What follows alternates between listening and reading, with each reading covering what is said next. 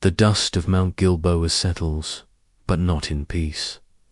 Here, on this blood-soaked ground, a kingdom's fate is sealed in tragedy and despair.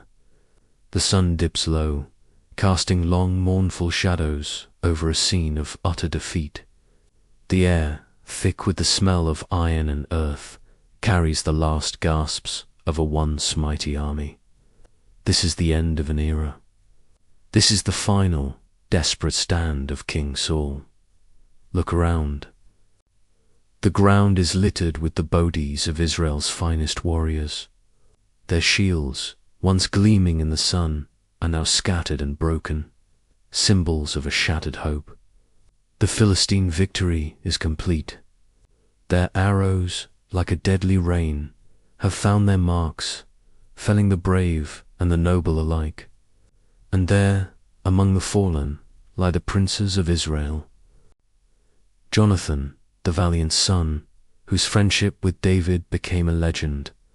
Abinadab and Malchishua, his brothers, cut down in the prime of their lives. They fought Sidbisai, a royal band of brothers, and together they met their grim end.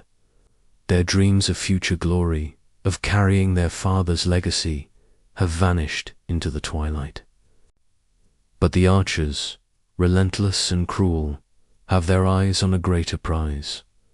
They press forward, their arrows finding their target again and again.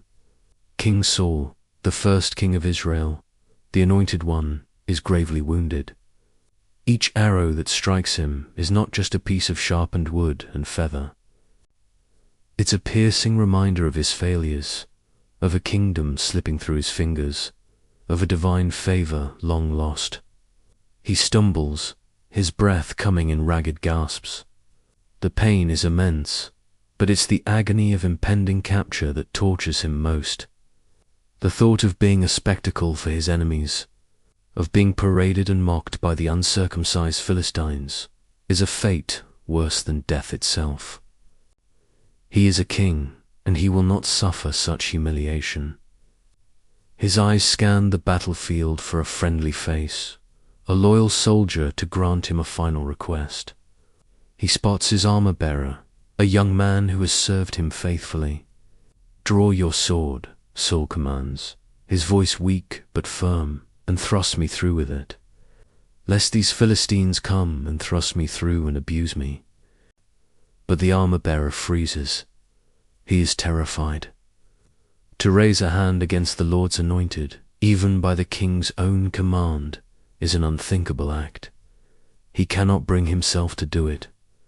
The weight of the moment, the sacredness of the king's life, paralyzes him. Saul sees the hesitation, the fear in the young man's eyes. He knows he is alone. Time is running out. The triumphant shouts of the Philistines are drawing nearer. With the last of his strength, he makes a decision that will echo through history. He takes his own sword, the very symbol of his royal power and military might. He places the hilt firmly on the ground, the sharp point aimed at his heart. He looks one last time at the darkening sky, at the carnage surrounding him, at the sons he has outlived for only a few agonizing moments. Then he falls. He falls upon his own sword, a final, desperate act of a cornered king choosing his own end rather than capture. The blade pierces him, and the life of Israel's first monarch drains away into the soil of Mount Gilboa. It is a tragic, somber end for a man who began with so much promise. A man chosen by God, who ultimately strayed and met his downfall in the shadow of his own choices. Witnessing this, his loyal armor-bearer, seeing that his king is dead, is overcome with grief and despair. He too takes his own sword and falls upon it, dying beside his master. The loyalty that prevented him from striking the king now leads him to join him in death. The battle is over. The silence that follows is heavier than any war cry. As night fully descends on Mount Gilboa, it covers the tragic tableau, a fallen king, his dead sons, and a kingdom left leaderless, teetering on the brink of chaos. This single moment of desperation marks the end of a dynasty and the dawn of a new, uncertain chapter for the people of Israel.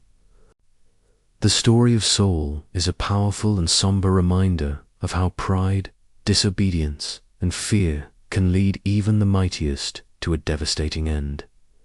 Thank you for joining us on this journey back in time to witness one of the most dramatic moments in biblical history.